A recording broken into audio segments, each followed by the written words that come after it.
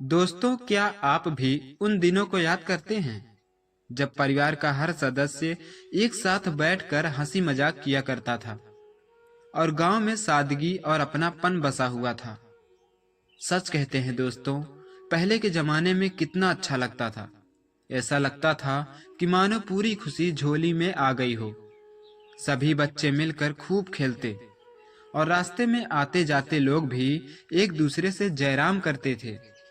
यहाँ तक कि सभी बड़े लोग किसी के यहाँ झोपड़ी बनाने के लिए एक साथ हो जाते, वह चाहे एक बच्चा हो या चाहे एक बुजुर्ग हो। सभी एक दूसरे का मिलकर घर बनाते थे। लेकिन आज के जमाने में सब कुछ बदल रहा है। सभी एक दूसरे के खून के प्यासे हैं। सभी की गंदी नजर, गंदे विचार और गंदी क्रिया उभर गई है। सभी एक दूसरे को दिखाने के चक्कर में अपना पूरा जीवन बर्बाद कर रहे हैं। दोस्तों, आज हम आपको एक ऐसी कहानी सुनाने जा रहे हैं जो आपकी जिंदगी में बहुत बड़ा बदलाव ला सकता है।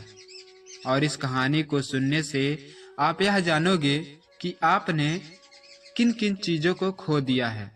इसलिए इस कहानी को अंत तक पूरा ध्यान से जरूर सुने। हो सकता है आप लोगों में से किसी एक की कहानी हो। आइए सुनते हैं आज की इस कहानी को। गांव के पुराने दिनों की बात ही कुछ और थी। वह समय बहुत खास था जब हर घर में सादगी का साम्राज्य था। कच्चे घरों में लोग रहते थे।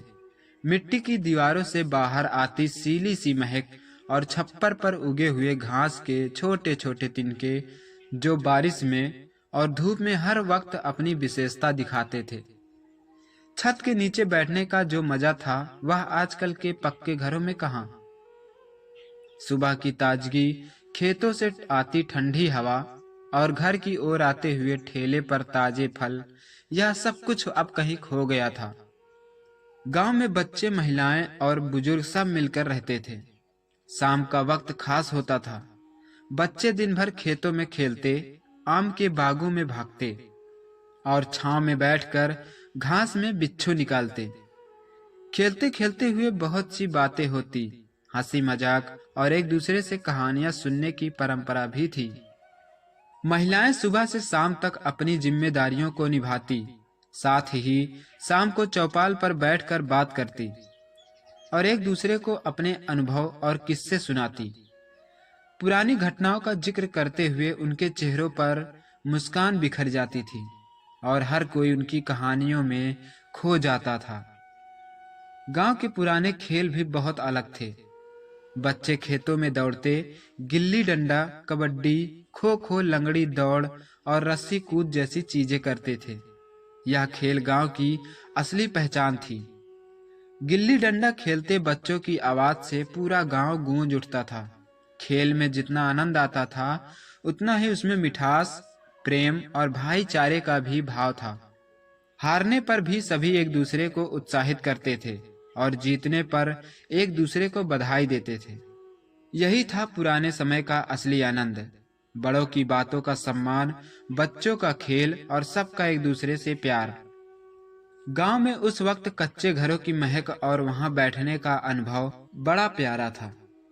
यह घर मिट्टी से बने होते थे, जहां खपरेल की छतें और बांस के खंभे होते थे।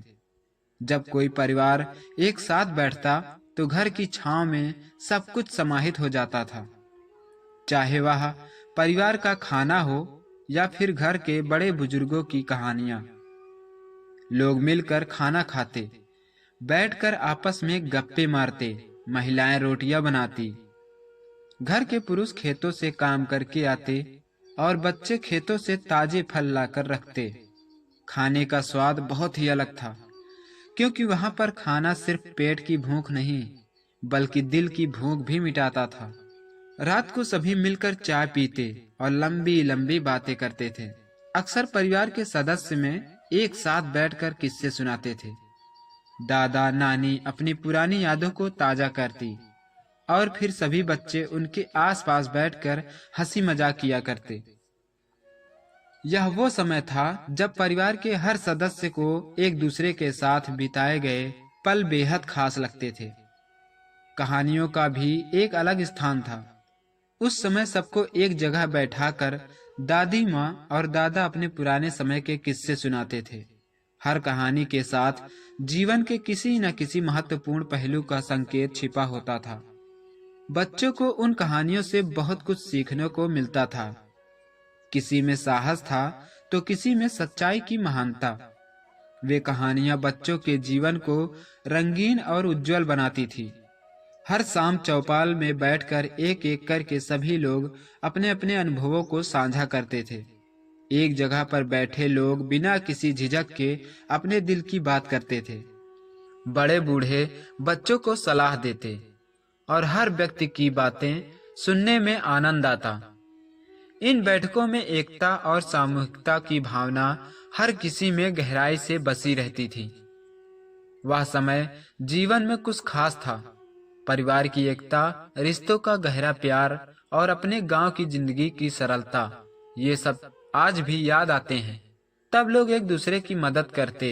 जब किसी के घर में शादी होती या फिर कोई दुख आता तो पूरा गांव एक साथ खड़ा रहता। परिवार के सदस्य हर मुश्किल में एक दूसरे के साथ देते थे। आज जब हम अपने स्मार्टफोन और इंटरनेट की दुनिया में खो जाते हैं तो इन पुरानी यादों को सोचकर लगता है कि कहीं न कहीं हम अपनी असली खुशियों को खो रहे हैं। उस समय का सादगी भरा जीवन ही असली जीवन था। अब जब हम आगे बढ़ते हैं तो हमें याद रखना चाहिए कि यह आधुनिकता हमें अपने पुराने संस्कारों और परंपराओं से जोड़ती है, न कि उनसे अलग करती है। यह कहानी हमें सिखाती है कि पुरानी परंपराएं और रिश्तों का महत्व हमेशा बना रहना चाहिए। हम जितना अपनी जड़ों से जुड़ेंगे उतना ही बेहतर जीवन जी पाएंगे। चाहे कितनी भी आधुनिकता आ जाए, लेकिन हमें अपनी संस्कृति और परंपराओं का सम्मान हमेशा करना चाहिए। दोस्तों, अगर आप लोगों को हमारी कहानी अच्छी लगी हो तो हमारे इस चैनल को सब्सक्राइब करें और साथ ही घंटी को जरूर दबाएं, क्योंकि मैं हर रोज आपके लिए एक नई प्रेरणादायक कहानियां और दिलचस्प मजेदार कहानी लाता रहता हूं। मिलते हैं अगले वीडियो में एक नई कहानी के साथ। तब तक इस कहानी का आनंद लेते रहिए। धन्यवाद।